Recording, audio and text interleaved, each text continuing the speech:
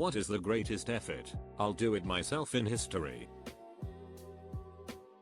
In the early 60s, Ford was interested in purchasing Ferrari and poured a lot of money towards investigating their finances, their facilities, etc.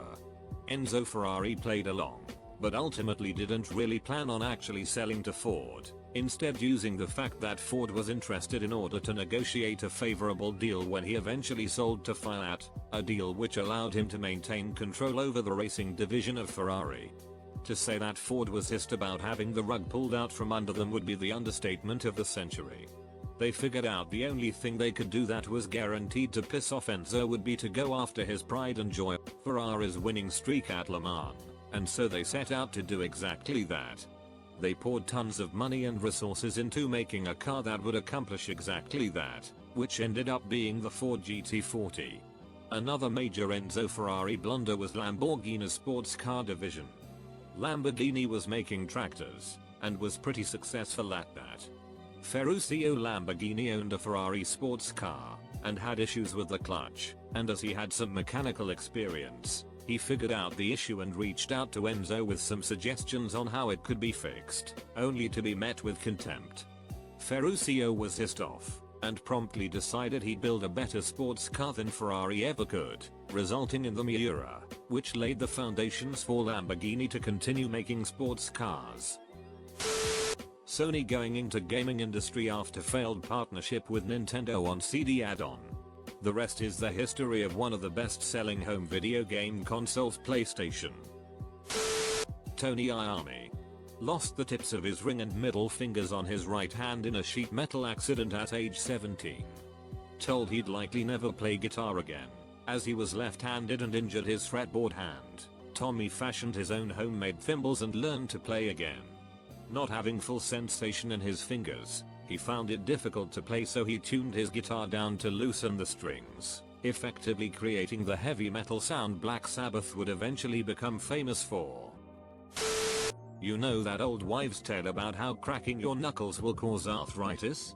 Well, Dr. Donald Unger decided to test that theory in the most extreme way he could. Once a day for 50 years, he cracked the knuckles in his left hand but not in his right hand. Neither hand developed arthritis, thus disproving the old wives' tale. 50 effing years, people. The dedication is just chef's kiss. Napoleon. Dude busted out of prison and got the army that was against him on his side. History remembers him as a villain, but we learned a lot from that douchebag.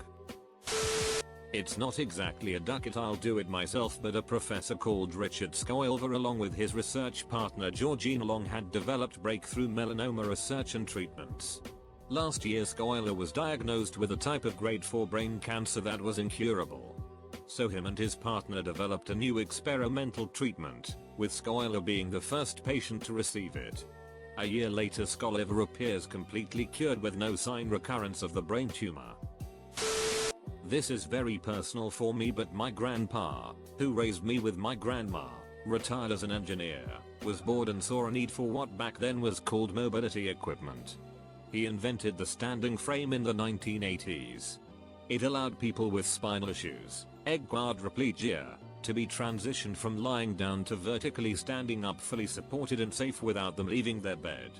He made quite a few variations for different sizes and ages and they sold all over the world.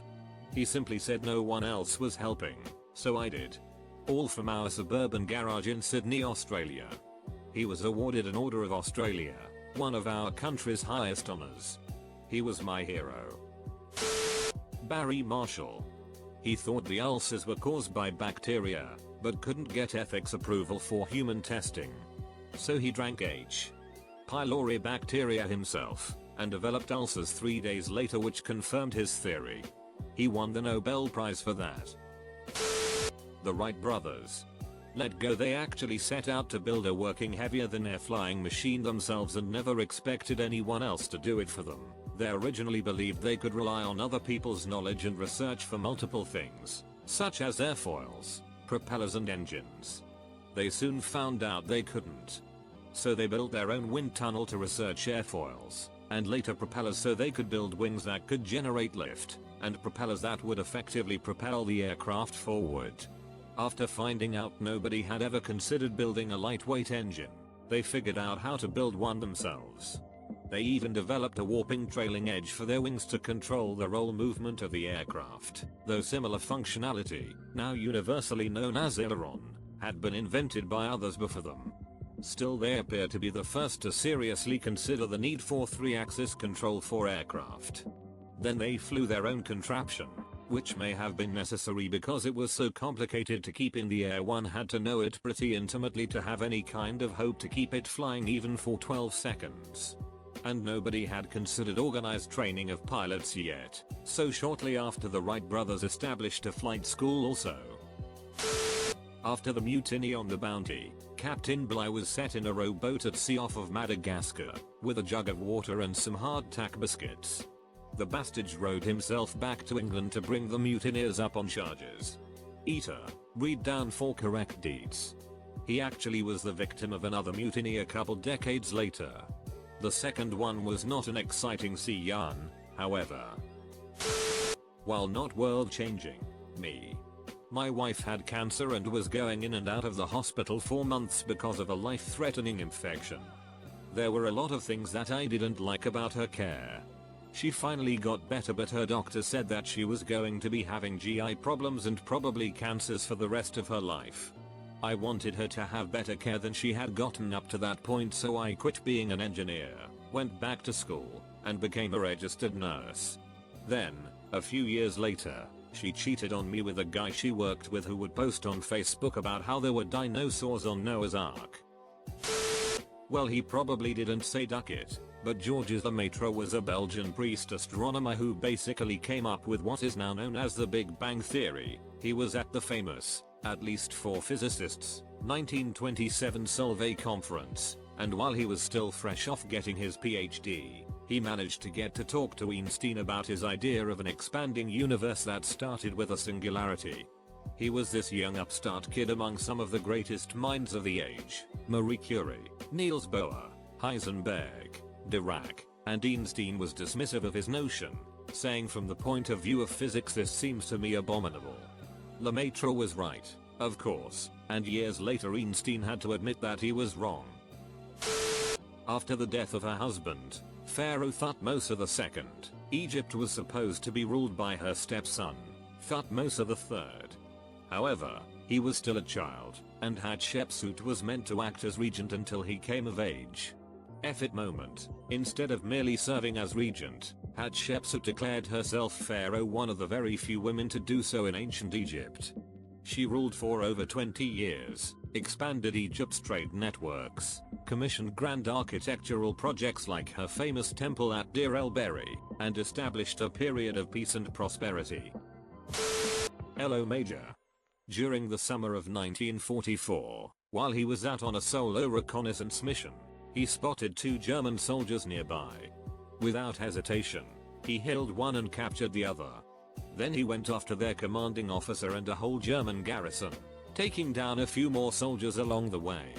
Even when under fire from other Germans, he just kept walking and, on his own, managed to capture 93 German soldiers. On his own. In 1945, Léo was hit a landmine while in a truck, breaking his back, ribs, and both ankles. They told him he'd be discharged. Léo didn't care. So he snuck out of the field hospital, stayed with a Dutch family until he recovered, and then made his way back to his battalion. He volunteered to scout out the city of Zwaland. Once he set off, decided he'd just take the city himself. He convinced a German soldier to deliver a message to the German forces, and then spent the night causing havoc around the city. He fired shots, threw grenades, captured soldiers, and cleared out the SS building. His strategy worked so well that the Germans thought the entire Canadian army was invading, but it was only ducking Léo. By morning, the town was empty of Germans, and the Canadian army strolled right in. It literally took him one night. Fun fact, he also had an eye patch. He lost his eye earlier because of a grenade, but decided he could still be a sniper. General Pikolov in the HBO Chernobyl series, when he drove the lead shielded truck mounted with a high-range dosimeter to obtain an accurate reading of the radiation levels. ironclad even lived till 2003. In 1940, Polish army officer and Polish resistance soldier Witold Pilecki volunteered to be captured by the German occupier and be placed in Auschwitz concentration camp in order to infiltrate it. He successfully organized a resistance movement inside, collected a lot of intel on Nazi atrocities, and escaped it in 1943. In 1944 he fought in the Warsaw Uprising. He didn't accept the Soviet occupation of Poland and remained loyal to the Polish government in exile, based in London. He returned to Poland after the war in 1945 to report on the situation there. Sadly, he was arrested in 1947 by Communist Poland's secret police, tortured and executed in 1948. Linus Torvalds is really an interesting person. After creating Linux, the system running on most servers today, he also made JIT purely motivated by dissatisfaction with the then available versioning programs. And it became not only the versioning tool for Linux developers, his goal, but also the most popular versioning tool being used by software companies and developers today. Charles Guth got mad at Coca-Cola for not giving him discounts on syrup, so he bought Pepsi. Pepsi went from bankrupt to millions in sales in the 30s because of him. He was not a good person, but really knew how to deliver a good docu. I also love Pepsi. MSG Roy Benavidez. In Vietnam, he was a US Army Special Forces soldier, and one day in 1968 he heard over the radio that a patrol of 12 Special Forces and 9 Montagnard soldiers were surrounded by a NVA battalion. Benavidez jumped on a helicopter, armed only with a knife, to go help his comrades. Long story short, he ended up saving 8 of them, in a very similar way to Forrest Gump, killed several NVA soldiers, and took all manner of injuries and wounds from the enemy. In the end he had 37 separate bullet, bayonet and shrapnel wounds and lost consciousness on the way back to base. Mistaken for being dead, he was placed in a body bag, but as it was being zipped up by the doctor managed to spit in the doctor's face to prove he was alive. In 1981 President Reagan presented MSG Roy Benavidez with the Medal of Honor and said if the story of his heroism were a movie script, you would not believe it. After all that, it was respiratory complications stemming from diabetes that proved to be the only thing that could heal Benavidez when he died at the age of 63 in 1998. The group of elderly people who tunneled under the Berlin Wall because they got told to duck off.